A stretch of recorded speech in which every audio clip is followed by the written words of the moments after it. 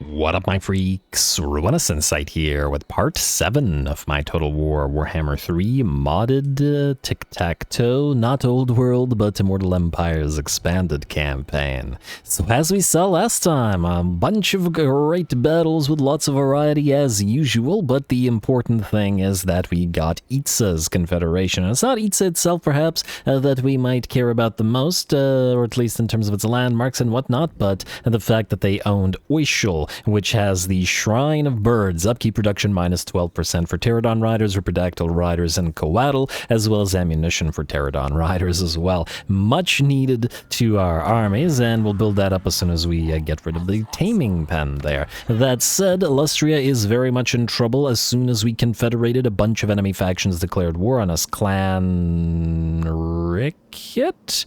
I don't remember what faction is here, but anyway. Some Skaven clan, in addition to... oh, it's Spittle. Plus Pestilence, plus the Vampire Coast, and a decent likelihood that the Blooded Wanderers will also declare war on us. So what can you do? And you're just going to have to deal with all of them at once. Now, the main issue is that we basically can barely afford a second army right now, so we're just going to have to make do with what we got, and hope that the AI hasn't too horrifically screwed up Mr. Gorok, as in we can hopefully still use him without having to reset him again, but I guess we're going to have to wait and see. Now, in terms of what we got to do this particular turn, by the looks of it, there isn't much. In fact, why didn't I end the turn last time? There has to be a reason. Well, maybe there isn't. Alright, I guess we're just going to straight up end the turn then. Wait, do we have capacity for another tech thief? We do. Oh, right, I was waiting to see if we could get another nice one of the Heavens variety. As in, something with a little bit of a better trait to take out the current Skink Priest in Tiktaq's army and then use him as a tech thief instead. Right now, he's just basically casting Harmonic Convergence there, but Skymaster doesn't feel worth it enough. If it gave us even a minor buff, like 5% missile resistance to all flying units, some actual buff to the flying units, that would be great. But plus 5 casualty replenishment rate, very much meh. Anyway, end turn. Let's see if anything interesting happens, and by interesting I mean if we start immediately losing territory in Lustria. And the other interesting thing is, of course, the expedition. I believe we got 2 turns remaining on the current one, so could be some good stuff in our future. Just gotta have to be able to afford it. I really wish we didn't have to putter around in the Southern Chaos Wastes in the way that we're doing, but I did say that we wanted to go south of Cathay. What is this? Defensive Alliance with the Wardens of the Living Pools. You know, I'd like to do this, but I'm going to say no. And the reason I think that we're going to say no here is because the Wardens of the Living Pools are likely to get attacked by the Cornates nearby, and frankly, we have enough to be getting on with right now. Alright, and what do we have here? Another Dark Elf battle, eh? And, okay, this one we've already read. We got Sisters of Slaughter and Witch Elves, and Cold One Dread Knights in this army as well. We are not super damaged with this army, minus 1 unit of Chameleon stock. Actually, we are... oh, right. This is the army that fought those Bretonians, so we are actually somewhat beat up here. 2,000 gold, XP, and fighting, though. I feel like it's going to be the situation every time where every time I see one of these battles, I just can't say no. Again, we've seen some really neat army compositions with both our own convoys and the enemy convoys having elite units, which I'm really happy about. Getting some good playtime out of all of this. Really loving the mods so far. Anyway, time for our first fight of the day. Go.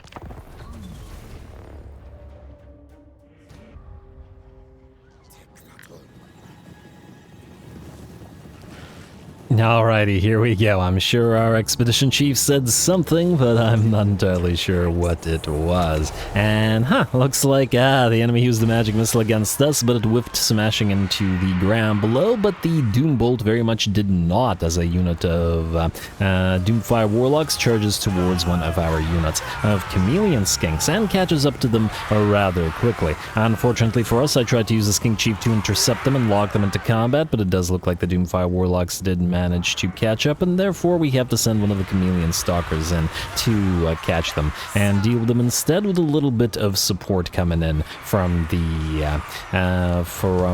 Saurus with spears. Up in the sky, the enemy has Furies running or flying around, though not for long, as a Ripidactyl unit has been summoned directly on top of them and should tear the fragile Furies to shreds. And in the meantime, we only really have one unit that can deal with the Cold One Dread Knights, and that's the Yamaboro, who actually do make them look quite small, as in the Cold One Dread Knights. But obviously the Cold One Dread Knights are going to be a lot more dangerous than our unit, especially since we start at half HP and quickly drop to about 20%. Fortunately, that means the Cold One Dread Knights have lost about 50% of their own and are now surrounded by the units of the Chameleon Stalkers, and the Riperdactyls coming down upon them as well. I'm going to be very interested to see what the Yamaboro Riders will look like, as in whether it significantly changes how that particular unit functions or not. Anyway, over in the back, the enemy had 3 or 4 units, whatever, of Dark Shards or range units, and the Ancient Salamanders have been firing away and obliterating them without any problem whatsoever. It looks like at last the units of Cold One Dread Knights are fleeing.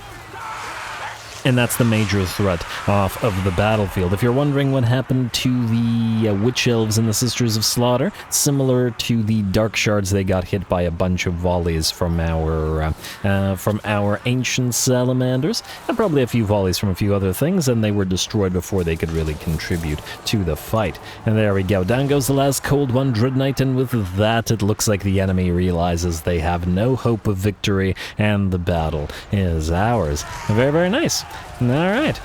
Yeah, definitely heavy damage to the Yamaboro, but they served their purpose, not only in damaging with their armor-piercing damage, their high armor-piercing damage, the enemy Dread Knights, but also because they use their mass to block them instead of allowing them to just charge through our Chameleon Stalkers and our Saurus.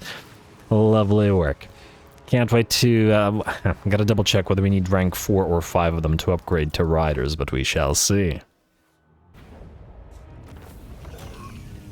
Alrighty, very nice indeed. Dread Knights or no, we were able to see the enemy off. Admittedly, the Yamaboro did have to take the charge from them because they're the tankiest unit we have, and they did so, but, you know, suffering severe damage while fighting the Tier 5 Dread Knights. We got solid work out of the Koken Riders, nearly 10,000 damage and 91 kills. Of course, the stars of the show are the Ancient Salamanders, as this is the Salamander Army. Yeah, these guys are gonna need names, too. We will, again, take the money. We need all the cash we can get to deal with the darn, well, everybody, I guess. I was trying to pinpoint who we need to deal with, but frankly, everybody around here. Ooh, Isabella Low, you have besieged Shalanhopek. Can't finish the defenses that way. We could attempt to sally out. The mortars we can run down. That's the better way to do it, rather than waiting for a reinforcement to arrive. Anyway, settlement besieged, technology researched, yes, more research and more tech thievery. Savage blow, charge bonus for all factions, might actually help us here on the defense. We will continue stealing tech from you. And another success, very nice. Gotta get that extra tech thief. I'd love to use a little bit of money to mill through them, but I don't think we can do so right now. What do we have here? Still Skymaster and Lucky. Wow. Alrighty, Tic-Tac, you are going to head into, I guess, regular stance, and, I mean, doesn't really matter. Demonic Gathering. What do we have here in terms of defenses? Pyrrhic Victory. Oh, got some okay stuff. You know what? I'm going to say Besiege it. I'd hate to waste the turn, but at the same time, they've got a pretty nice garrison here, and we can't do it cinematically because they have the defensive structure, the garrison structure, so I'd rather have a cinematic fight, obviously, against those elite units. We'll see if we can manage to do it. Yeah, unfortunately, this place is gonna be rebelling real soon. Go for the Old One Monument. Not going to be helpful enough, but if we could just stave off the rebellion until the Mystic Barriers are up and running, it might survive. I'd prefer not to have to come back here, but, you know, it is what it is if we have to. Construction for ports. I don't really care about that. The anti-corruption is fine. Yeah, I think we're going to have to go through all the way to interpreting the Old One's meaning for the control. 24 turns, Take 19 turns to complete either one of these. But there's too much useful stuff here, so I think that's the one that we gotta go through. Alright, well, I just gotta keep on buffing up our capabilities, our research capabilities. None of this is helpful right now. Let's go to the military convoys. You have leveled up, yes? Yes, you have. Alright, every fight seems to level them, which is nice. And, ooh, we have to choose between Trusted and Meticulous. For the completion, you know what, let's just get the first level of Trusted and just sort of get them. Oh, you know what? Oh, I shouldn't have done that. You can't reset these guys, apparently, as in undo. I was gonna say go Studious for the anti-attrition, but, well, whatever.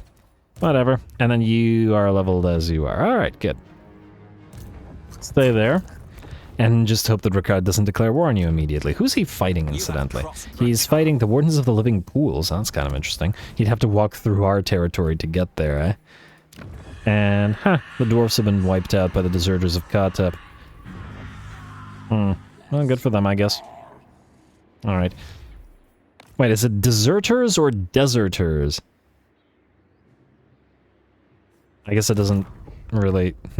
Yeah, well, whatever. Anyway, Tiktaq'to, you are gonna sit there. Izozyme, alright, so you're gonna have to get an army up and running. But also maybe go into... Well, you know what? Go into March Stance and go into Uatek's probably the better way to do it. And then you're gonna follow. And you can heal up slowly but surely, and we'll probably evolve some of your units. Can we build anything? No. Do we need to build anything? No. You are gonna head to Nawantel. Like so, and reduce the construction costs there, and then bounce back, and then go all the way up north to Tlaqua in 3 turns. Alright, lots of construction reduction, but, you know, minus 20% is still pretty solid, even though this guy is costing us 668 gold per turn, which is a fair bit. You... Zlatota, you... I mean, I'm a little bit worried about leaving Quetzal undefended, but at the same time... Get rid of the Skink Barrio. Or Skink Favela. Oh, no, wait, actually, Skink Favela. But I think we have to get rid of the Stone Marker instead, unfortunately. Because we need to build defenses, and then we need to build the Serpent Layers of Sotek, which is pretty solid. Alright, fine, fair enough. Go to a Shlotl, let's see what's there. Or in fact, go close to a Shlotl. I don't see the enemy main stack. Are you fighting anybody but us? They're also fighting Chevalier de Lyonesse and... Oh... I just realized something. His main stack could very well be moving towards us here. Well, if that's the case, there's not much we can do about it right now, so we're just gonna have to deal. We pop in another Archaeopteryx in here? Maybe. On the other hand... Wait. Gorok, we got one more turn? Yeah, we got one more turn. Alright, fine, fair enough. Do we need to... Okay, let's upgrade you. We desperately need more cash. We'll risk upgrading it at Quetzal as well. We'll keep the Riperdactyl hatchery here, though we will eventually delete it. Go and retake a Shlotl. Risk it. And auto-resolve. Okay, this better not damage our army. Okay, no, it's good. Alright, and occupy. Retake that, and then I guess immediately upgrade it. It's a little bit on the expensive side. Don't bother with the spawn pools of the... whatever. Of the lower castes. Probably not going to be helpful here. And... yeah, we'll probably want to sally out there, but let's see if there's anything else that we need to be doing. By the looks of it, not so much. Alright, well, another turn gone by means a completed... no, 2 turns left. Okay, it was 3 turns, I guess. Fine, fair enough. We'll get there. Anyway. Pyrrhic victory casualties high. And we're definitely going to have to fight this. The mortars will definitely be a threat to the Saurus, but if our Cold One Riders can take out the artillery, then the rest of the army should be pretty okay. Go, go, go.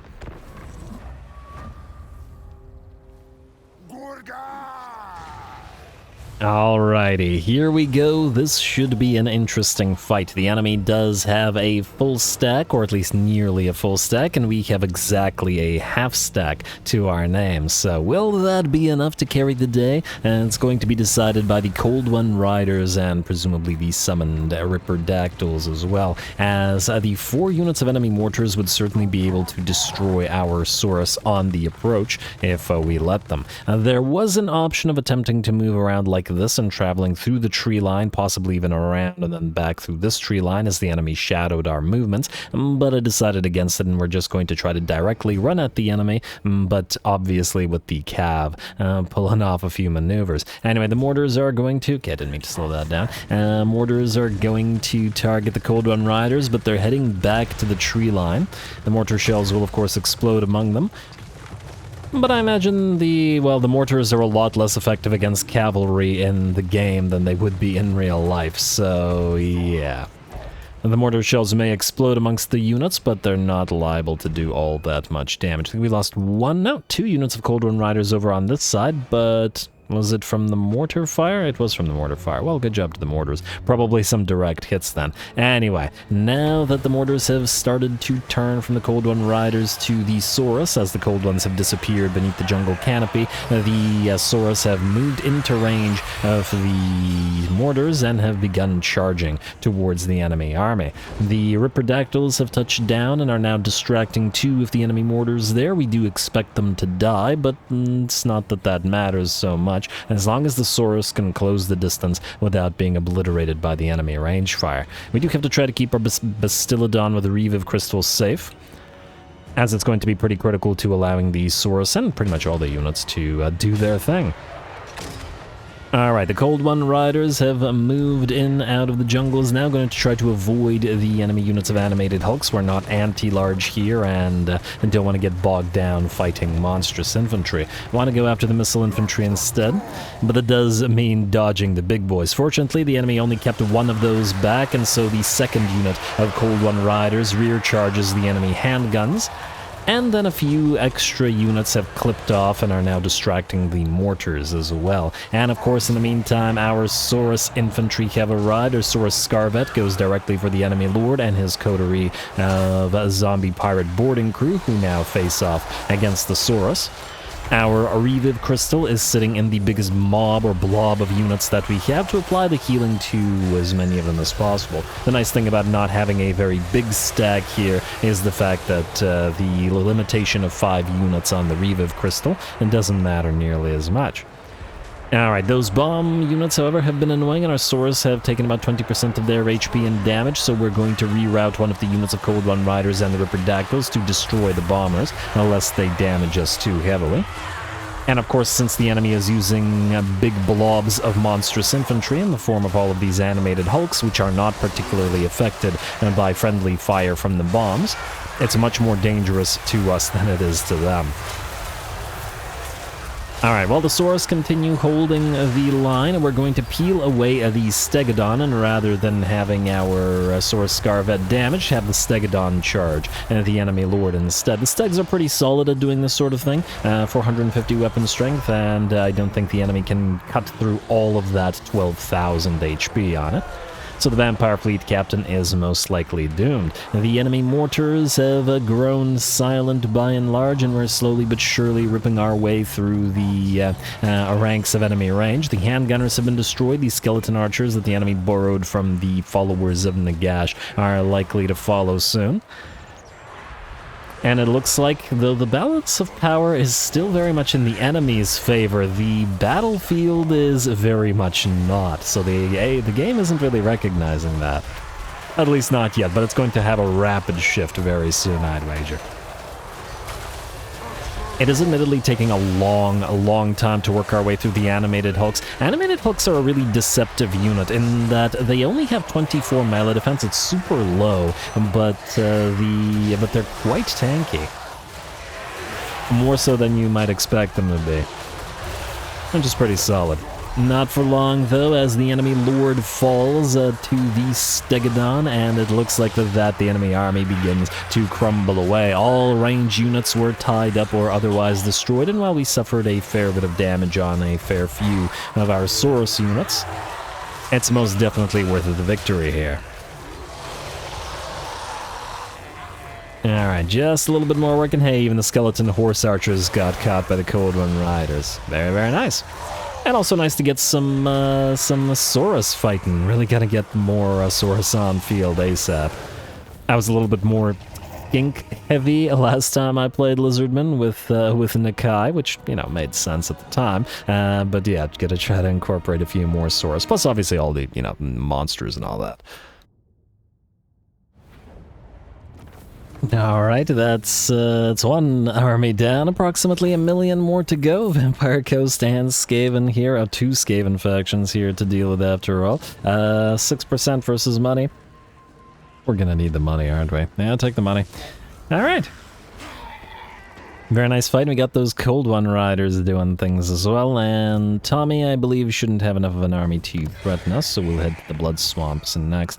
I was wondering whether these guys would be willing to peace out after losing the army so that we can take our time to deal with the Skaven, but it looks like not the case. At least not yet. We'll see how they feel after the other stuff. If we take the Fuming Serpent and trade it to these guys for peace, they would probably be willing to peace out, so we can, well, hope to divide and conquer. As to whether it'll be successful remains to be seen. Now, Diplo, haven't done yet. Wardlow Errant, don't know, so maybe, maybe not. What about that faction that we just defeated? Dark Elves, yes, we will peace out with you for money. And in this way they won't annoyingly march towards our territories. Wardens of the Living Pool is fine. We have, a mission against Harald Deathcaller or Shayak. I'm gonna say Harald because maybe more likely to actually happen. I wonder if he'll actually march stance over here to help out at Occam's Forever Maze. Ooh, Tic-Tac, you've leveled up. Didn't notice that. We got Skink Commander, which gives us Skink Chief capacity, but we're at 5 out of 4, so it's not the most relevant right now. Fearless Leader would make you tankier. However, we are starting to rack up high XP units, so it's probably a good idea to move towards Spawnkin and the relatively decent, but wait, Soulband rather, Soulband and the relatively decent buffs that it offers, in particular the melee defense for the Ripperdactyls because they're really low on it, and the missile resistance for the Pterodon Riders. Now, assuming that that means we'll have to put points into some other thing, but we've got all flyers here. Oh, actually, Skirmisher. Wait, no, those are Nahuatls. I thought those were the Manticudas. Manticudas are here? Yeah, darn. It looks like there isn't any other unit that double dips or anything, as in no flyers that we could... You're not a flying unit. I'm pretty sure all the flying units are in one place, but just in case there isn't, I'm gonna double check real quick. But yeah, I don't see anything. Nothing there. Obviously no flyers here. Hunt Leader, yeah, no wait. You're not a flyer, and you're not a flyer. You're a big boy. Wait. Oh, no, that's just it looks like a flightless bird by the looks of it. I think there's another big bird in here somewhere. Yeah, this one. Ruinous. Lots of HP and damage. Beast Driver, any flyers here? Oh, I hate to waste points, but we have to reach the end of the line, and there's not much we could do about it then. Alright, I guess we'll go for Hunt Leader. I don't know, I just like the name. Kind of makes sense to me. Yeah, nothing here. Or at least nothing fly-y. Fine, Hunt Leader it is. Alright, we'll keep pushing through that, and yeah, Fearless Leader eventually, but red line first. I'd rather buff the entire army than buff a single unit. Anyway, Skink Chief, oh, right now, or Skink Priest rather, we can't do anything for your casting because, well, we get no benefit from it. Now, I wonder... We are up at 98 alignments, and we should probably use at least some... Oh, you know what we could do? Izozyme, you're going to be the aquatic army. We'll get a rather cheap Blessed Skink cohort of javelins, because you're going to be using other javelineers, and I want to see what kind of scrap upgrades or alignment upgrades you guys have. Flaming attacks imbues burnt, meaning it's a waste of a sundered armor. Perfect vigor versus frostbite, and again... Actually, that's an interesting question. Sundered armor is really nice. However... These guys have a base poison, which is a 20% speed reduction, which we could combine with a frostbite, although admittedly the range is so short. Does it really matter? I guess it depends on how slow of a unit they will be. I also wonder whether we should have... Wait, let me just see here. These guys do Tiktaq'to, which is another 20% speed reduction. They certainly stack.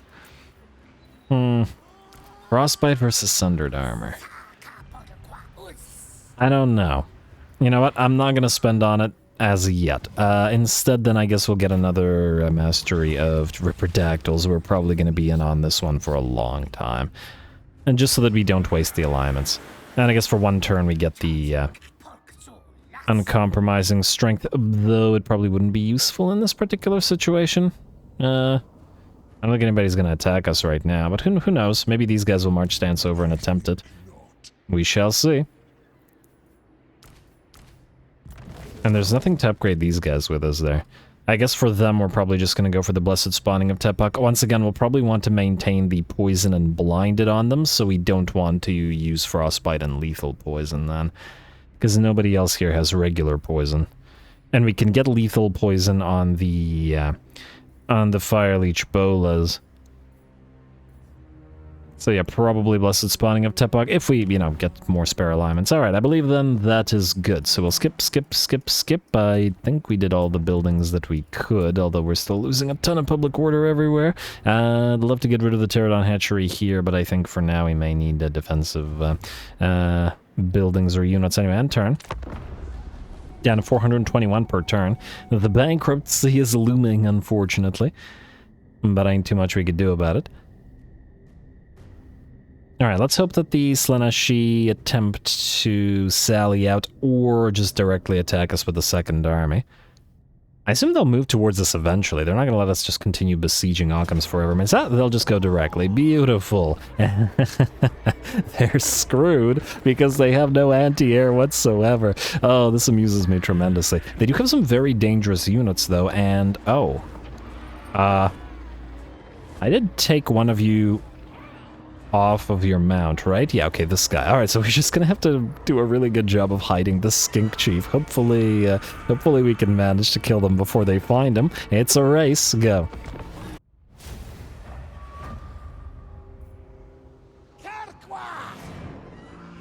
Alrighty, here we go. The poor Slaanesh with no anti-air whatsoever are going to suffer. Our first line of flyers, the Fire Leech Bolas, hover over the units of Demonettes, and the bomb drop basically obliterates 4 and a half of their units completely within the first few seconds of engagement, and of course the enemy can do nothing about this. This is going to be cruel, but Slaanesh is known as the cruelest, most jealous of gods, and perhaps it's appropriate that its followers suffer the same sort of fate.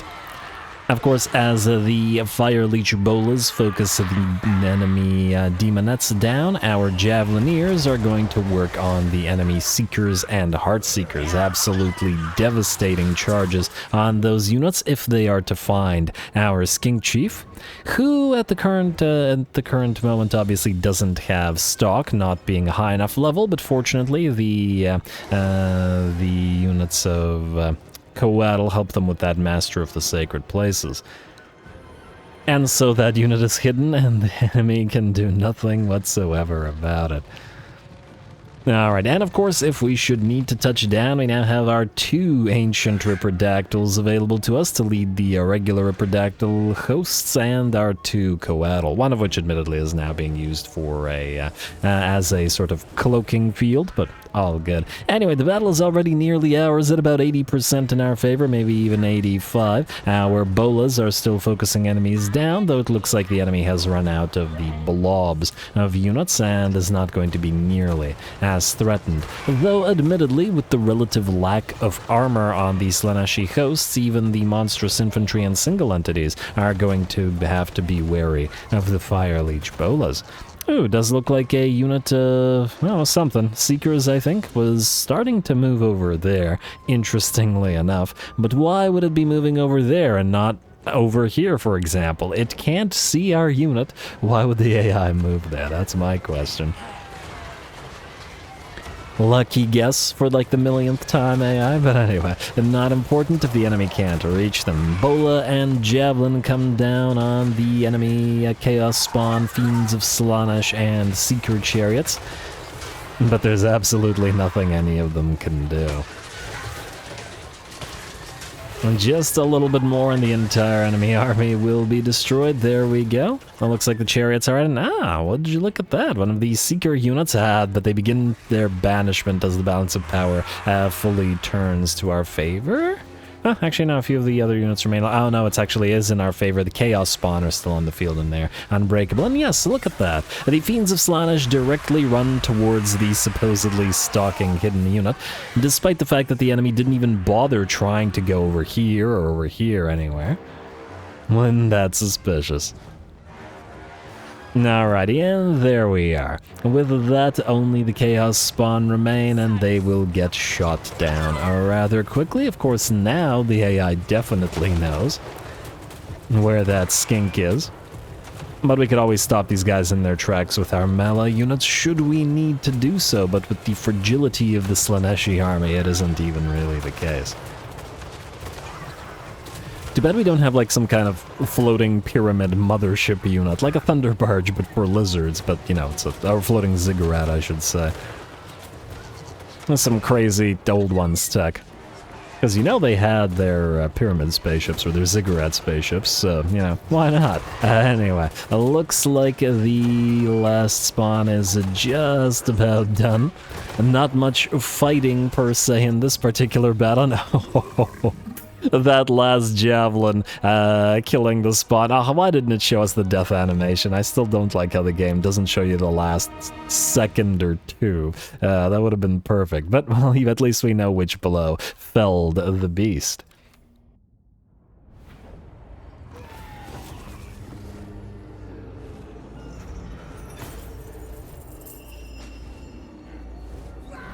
Alright, there we go. That was mean. That was downright mean. Poor Slaaneshi, they could do absolutely nothing. No anti-air whatsoever. But hey, sometimes the nature of rock, paper, scissors sort of forces means that you come up against forces that you're really, really strong against, and then other times that you're not so strong against. So, it is what it is for the enemy. We will occupy the place. The place is probably going to eventually rebel, but, well, this one we at least take a tier 3, so decent likelihood we can maybe hold on to it, though the fact that there's effectively no replenishment for the garrison means it's still in a bad way.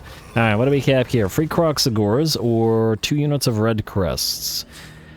1 unit of Croxagores, yeah, definitely a mix of units, but you know, helping to hold the line with the spears is nice, and especially since, you know, it then won't be all on the Yamaburo. Plus, the presence of Croxagores means that the nearby skinks will get fear available, and the Croxagores themselves will do more damage.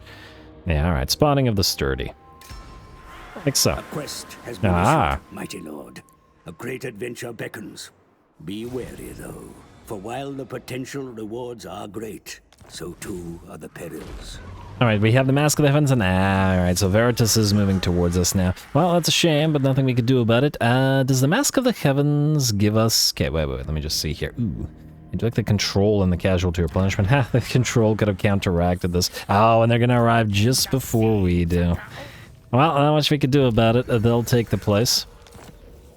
We just don't have an army down here. A Maiming Shield. 8 melee attack, 4 melee defense. Tiktaq'to currently uses the Scintillating Shield, which is also nice. We'll deal with that in a second. For now, Gorok is ready.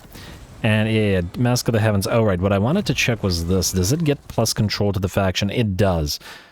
Meaning we should get it ASAP then. Alright, fair enough. We'll do that. And the Lord Croak mission. Win the following battle with Tiktaq'to's army. Oh! This as well. This we can... should we just do both and unlock Croak? I take it Croak spawns on top of Tiktaq'to, which is, funnily enough, not what we'd want. I'd love to put him with Gorok, if possible. Hello, Mr. Hellkeek. Why would you move like this? Okay, well, you're about to have a not such a great day. Anyway, we'll... I guess we'll have to replace you then. Alright, so lose the Potion of Speed, and we will reset you? Yeah, reset you, and replace you with Gorok.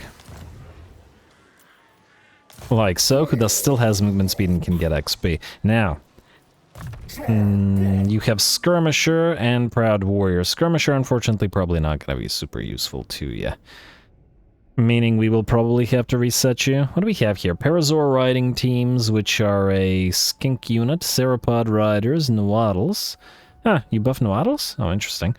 Razordons, we have Ictlamimus, which appears to be like a Razordon, I guess, like a big single entity Razordon, kind of like the Amexon Barb. I mean, there's some potential stuff. What do you buff other than Saurus, if anything? We have Saurus buffs and Temple Guard buffs. We have Great White Lizard regeneration, Honor Elder, more Saurus and buffs. I mean, you're the Saurus Lord, so yeah, it looks like that's all we'll want. I don't know, we might reset him and get rid of Skirmisher.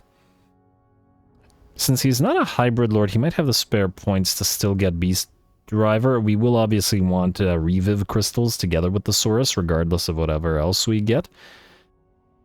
We could give him some Temple Guard together with the Saurus, though I'm not so sure about that. As in, who else better to command like regular Saurus as opposed to just Temple Guard? I will consider it. I do like the unit mass that he offers. Anyway, you, Skink Chief. Which one are you, by the way? You're the first one. Oh, the one that we're likely to delete because I don't really care for the Primal Vigor trait, but, you know, for now we'll keep you. And, I mean, we don't have Saurus in here as yet, but most likely we could reduce their upkeep costs by spamming the Minor Blessing of Quetzal. So we'll do that with you for now. And then eventually most likely get rid of you. Now these two are probably going to go into a different army, so we'll hold off on their minor blessings and maybe pop them into a more of a skinktastic army, possibly with the Archaeopteryx as well. Anyway, you are going to deal with this in a second. But let's see what else we've got. So, well, actually, Tiktaq'to is not moving because we got those quest battles. Ezozyme, you're going to get the mage here. You're a mage, right? Yes. Alright, and you're going to sit. I mean, we need to keep healing up. How have you not... oh, right, the garrison is too strong for you. Ugh. Alright, Teclis is finally moving over there. Finally. And we won't be able to get the Fate Weaver's crevasse. If only we could choose where to summon the a Right to Primeval Glory, but it's summoned at the faction capital. I always found that kind of silly, because, you know, past the very early game, the faction capital, you know, it sort of is fine. Like, it's so far away from everybody that it won't matter. We could potentially use some money and get some, hatch some of those eggs to defend this. As to whether it's going to be enough, I'm not so sure. I will consider it. We'll see how much money we have remaining and whether we want to, you know, waste it all. Ezozyme, stay there for now. Quetgar, you... oh, right. You came here for a reason. Go for that Ancient Harbor, go for that Kroxagor Labor District, and start on that logging camp. We got 2 more turns here, and we got 2 more turns here. Oh, we're going to have to make a decision. Okay, well, fair enough. And let's see what else we've got. Tech Thief, keep on thieving. Oh, failure, come on, man. At least you leveled up and didn't die, but still, come on, man. That's with the plus 25% success chance. Ooh, let's double check on the next one, though. What do we have here? Blessed by Soteg. Miscast base chance. It's fine, but I want the Greater Magic Bond. I want Enlightened. I mean, it is going to be Tiktaq'to's army's hero, so I feel like we should at least fish for traits a little bit with him. Anyway, Gorok. Do we want to do anything with these guys? I mean, I think we'll be fine to kill off a little rat army. Yeah, just go for it. It can't run. Close victory?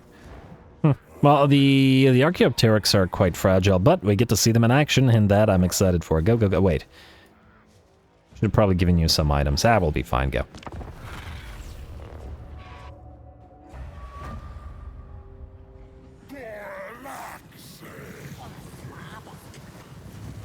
Alright, here we go in with Gorok on this one, as he's going to slowly but surely head towards the enemies, but despite the fact that we now have a second legendary lord on field, I'm a little bit more interested in these little fellas, Archaeopteryx, and they look pretty darn great. Lovely. The sort of feathered flightless birds? Huh. Are Archaeopteryx, because Archaeopteryx is a real thing, isn't it? Like, it's an actual, like, it's not a fantasy creature, it's an actual creature. Well, I guess a lot of these guys are supposed to be either based around those or not. Are Archaeopteryx in real life also these, like, sort of raptor-like birds that are flightless? I gotta look it up. Unless somebody wants to teach me in the comments below. Alright, anyway. We're gonna start the battle off by dropping a few bombs and bolas on the enemy below, but a few volleys, or maybe 1 or 2, from the... It wasn't the Niter Gutter Runners with slings, it was these guys, the Gutter Runners with poison, and do some heavy damage to one of the Pterodon Riders, dropping them to about 60, maybe 55% of their HP. They didn't lose any models, but let's not risk them them actually losing any. In the meantime, though, Gorok is still on the approach with his Legion of Tlaqua. It's going to take a little bit, but we can... What the heck? Okay, the textures are going... What the heck is that? Huh, never seen that before. Alright, plant textures are going crazy for a second. But anyway, we can hose the rat hordes down with some blow darts as we move into position. Enemy's gonna hit us back, I'm sure, with a sling and shuriken here and there, but we do have the Shield of Tlaqua up and running on the Legion of Tlaqua. And they will make sure that we don't take all that much damage from the enemy in that way. Alright, in the meantime, here come the Archaeopteryx charging directly into the foes. They're more fragile than the Kulkan riders, and I believe they're also small units? Yeah, they're also small units. I think so. That means that the Archaeopteryx are going to be the equivalent of Warhounds for our faction. They're small. That means more of them can hit a single entity at once, and thus can probably do a fair bit of damage in that manner, but they're also going to be incredibly fragile. Luckily for us, however, the enemy here are clan rats, and, you know, marching clan rats at that, and that means they get overrun and obliterated by the little dino birds rather quickly. Lovely. And again, another unit that definitely, like, if you told me this wasn't a modded unit but a base game unit, I'd be like, yeah. Very nice. Alright. I guess we can, make some comparisons between the... I mean, I guess they all have somewhat differing roles. I'm thinking of the Kulkan, as in not the riders, but just the regular Kulkan, the birds themselves. The cold ones, the feral cold ones, and now the Archaeopteryx. They all have similar but slightly different ballpark of roles.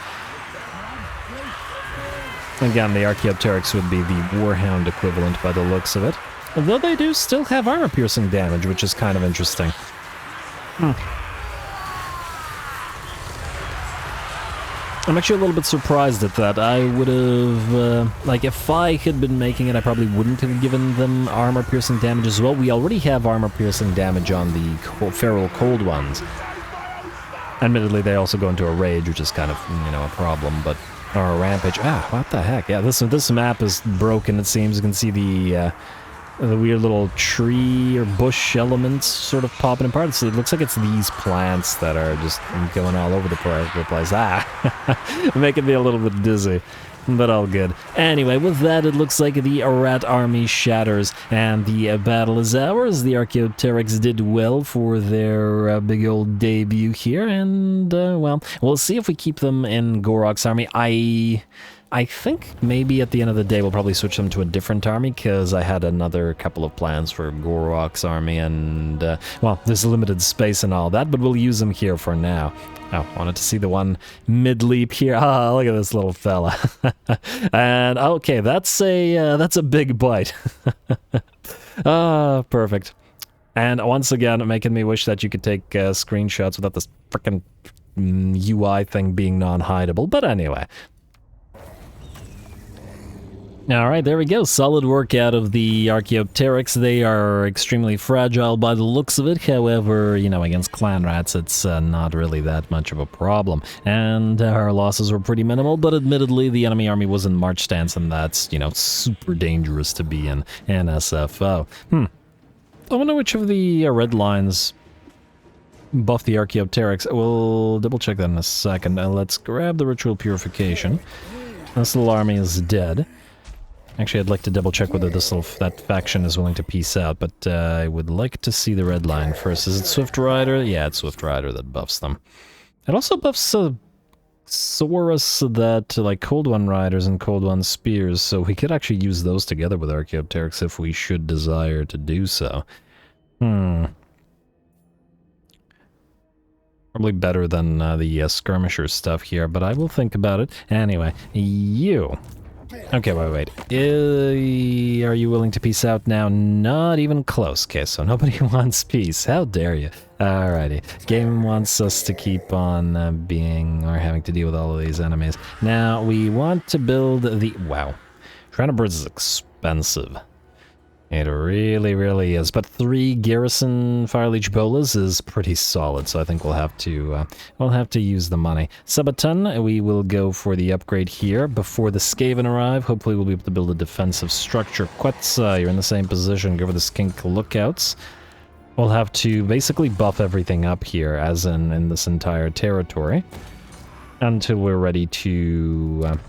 well, until everything is defensible. Shotl, you... Rakarth might be moving towards the Sacred Pools. I fear we'll have to get rid of the spawn pools of the Braves and then put that, well... yeah, defenses. No choice in the matter.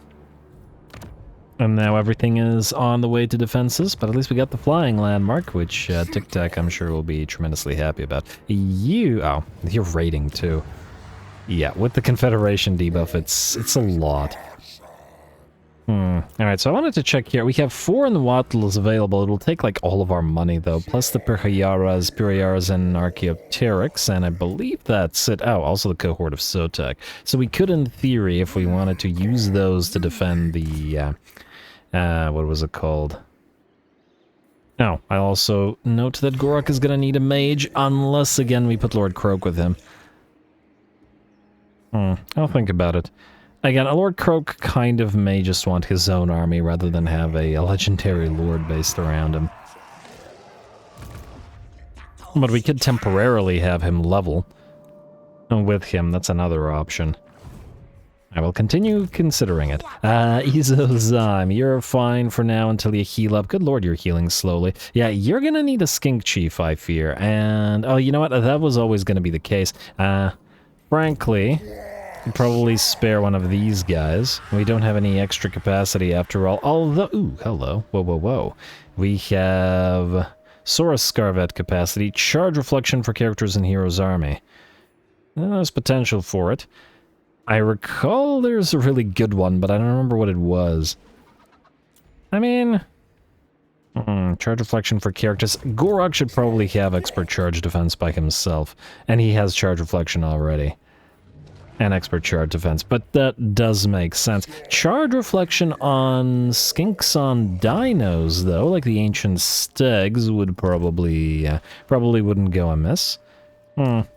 Also, if you're on an ancient steg, yeah, you'll be able to keep your lethal poison, which is nice. Wait, if you don't have anything, you get Bone Crusher? No, you just get regular poison, and regular stegodons give you stagger shot, but nothing on your melee, so... Bone Crusher would potentially be useful there as well.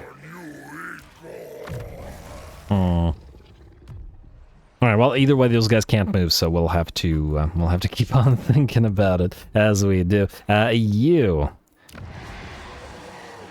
You're stuck where you are for one turn. Yeah, fine, fair enough. Fair enough, nothing to do there. I guess it's time to grab that Mask of the Heavens. Tic-tac, let's level you and then let's go. We should increase the skink capacity by skink commander, but let's go through hunt leader first. Just keep going. I genuinely don't remember the battle, this quest battle, like, at all, so... Do we actually have time to fight it this episode? Nah, that's a question. Alright, the skink chief. Oh, this is the second skink chief. Well, obviously you're gonna want the minor blessing of Tepok. And I guess we'll still have you move to replenish troops, just because it's gonna bother me to not have it. And who knows, if we swap one of them out, then, you know, we'll have to. Like so. And 14, and then just to double check. It should still be 14 if we level this guy out, because that's been fixed, right? The bug has been fixed, I assume. I'll check in a second. Hero action, success chance, management, control, recruitment. I'm gonna say... start with Quan Chi's blessing. Alright, and this should still be 14. No, 17. I thought they fixed that. Ugh, okay, well. If they didn't fix it, they didn't fix it.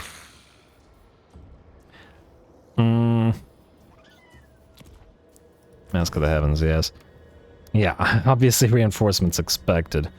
I don't know how long this is going to take, and I'm trying to keep it under an hour because of YouTube reasons in this particular campaign. Well, the longer I think about it, the less time we'll have to fight it. Right, let's do it, and I'm just going to hope it doesn't take a million years. Oh, didn't mean to click you. Mask of the Heavens. Having felt the power of his Mask of Heavens fading, Tiktaq'to had an inkling that something was amiss. Soaring above the vast and immense jungles, he caught the distinct stench of the Ratmen's fear musk still hanging in the humid air. A large Skaven presence is causing damage to the geomantic web through the desecration of temple ruins in the area, likely while searching for the damnable warpstone deposits, in turn explaining the weakening of the blessings upon Tiktaq'to's Mask of Heavens. There is little else to be done but head to their last known location and slaughter every last one of the blasphemous Skaven spawn with extreme prejudice. Go, go, go.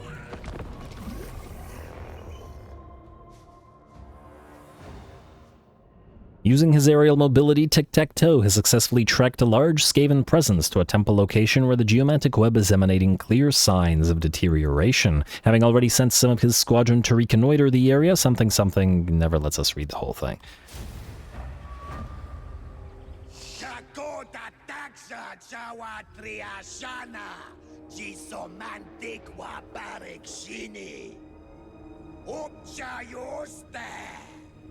Barikshini topex cosmas kayu talagor sono. Retoklo battle. Goretax triatax ashini. Fizax la carcrolo. Lot shilimato.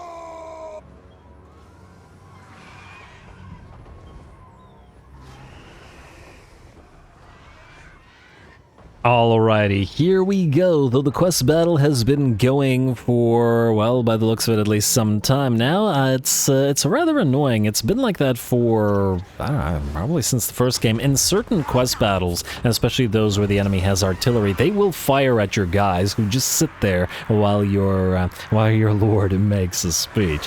Kind of odd that they haven't fixed that yet, but, you know, all good. Anyway, speaking of the speech that Tiktaq'to was, well, speeching. Granted, I would have just liked for him to just yell Tiktaq'to a bunch of times, but still, pretty up there. Anyway, we touched down with the melee units. These summoned Ripperdactyls immediately upon the annoying catapults, and then the two units of Coatl and the ancient Ripperdactyls upon the enemy. Though this poor little army is just the beginning of the battle, and it's, well, it's the worse for wear pretty much already.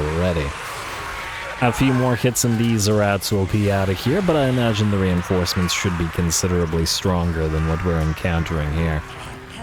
Alright, and speak of the rats, the reinforcements are here indeed. Over on this side, we got more clan rats led by some plague monks and another plague claw catapult together with the plague priest, who we've sent all of our fire leech bolas to deal with, while the pestilence forces over there, we've got a clan scryer force over here instead. We got warplock Jezzails and rattling guns, as well as another plague claw, and just generally speaking, a bunch of units.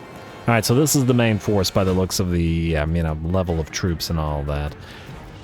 Unfortunately for the plague priests here, the plague monks and the catapults here, they're having a pretty bad day, and unlike the force with the Jezzails and the rattling guns, these guys have no anti-air and no warlock engineer to rely upon either. So no howling warp gale here to stop in our tracks. The same thing unfortunately can't be said for the scryer-led force here, as the warlock master does have that howling warp gale, so we should be prepared to take some damage to our flyers from whichever thing targets them once the howling warp gale is set. And alright, here come our Coatl, and it looks like they're gonna be the targets of the howling warp gale. There it is, and they start taking damage immediately, losing about 10-15% of their HP per volley from, funnily enough, not the scryer units, but the Eshin units with those shuriken. Oh well, what can you do? Since the enemy used its one howling warp gale on the Coatl, the Ripperdactyls are free to touch down, tying up the warplock Jezzails and the second warlock engineer.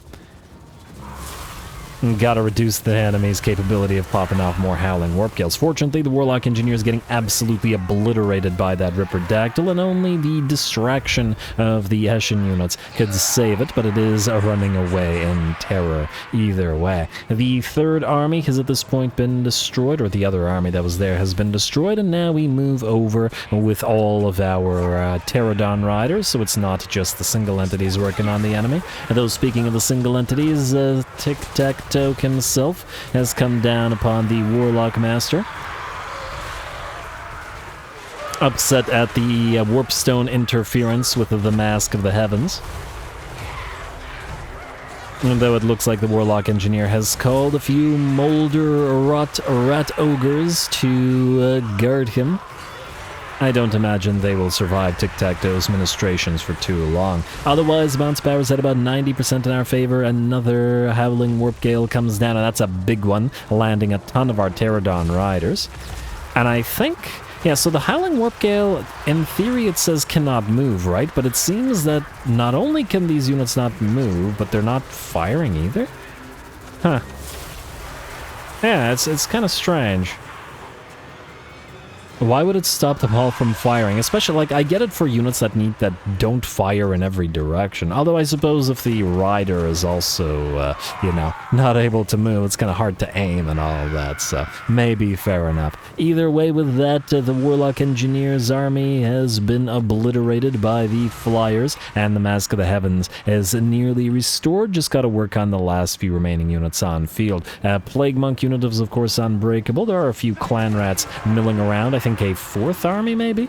Or were these elements from another army that we didn't destroy? I suppose it doesn't matter much because they'll be gone rather soon, I'd wager. Especially against the Fireleech Bolas, who are perfect for this kind of work. There we go, those units shatter, and by the looks of it, only the Plague Monks and the Plague Priest will remain. And the Plague Monks not for long either. Ouch. Oh, poor little rats should have stuck with Scryer. At least the Howling Warp Gale would have slowed your demise.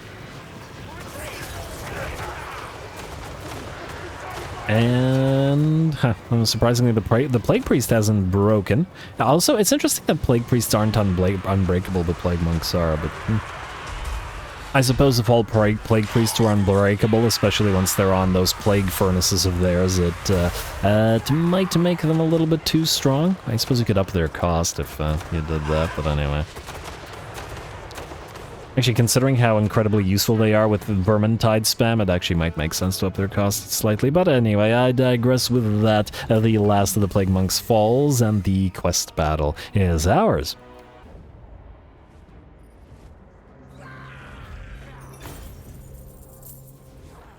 Alright, there we go, no problem. Interestingly, it was the Coatl that took the brunt of the damage, by and large, I'd wager, due to the Howling Warp Gale trapping them, and thus taking hits from those shuriken-chucking gutter runners, as they're pretty dangerous, and there's solid amounts of armor piercing on those as well. Damage-wise, at 16k, Tiktaq'to, appropriate, considering we were after the Mask of the Heavens, and it looks like Krasis did pretty good as well at 14.5k for the ancient Ripperdactyls. For the by the looks of it, all the blessed Pterodon Riders did fairly well. So Sunslingers and Roxfall, or the Fireleech Bolas, but unsurprisingly, they're a very good counter against rats just in general. Amount of money we get out of this is pretty garbage, but what can you do? Might as well grab that and get that Mask of the Heavens, plus the control and casualty or punishment trait. And I won't say no to some of this other stuff like the attrition immunity, so we could in theory move towards the enemy territory, but we wouldn't heal here, would we? Probably want to move towards the Castle of Splendor. If we wanted to, we could still probably fight the Lord Croak battle as well, but we'll have to save it for next time, as we're out of time, and I'm gonna have to call this particular episode here. Next time, we'll probably, well, I'll figure out whether we want to defend against Veritas by summoning a bunch of stuff or not, and then otherwise we'll move on to continue trying to make sure that Itza's territories, now ours, do not fall. Stay tuned for more Tic-Tac. Don't forget to leave those likes and comments below, as they will determine the upload schedule and length of the campaign. All glory to the algorithm. and thanks for watching.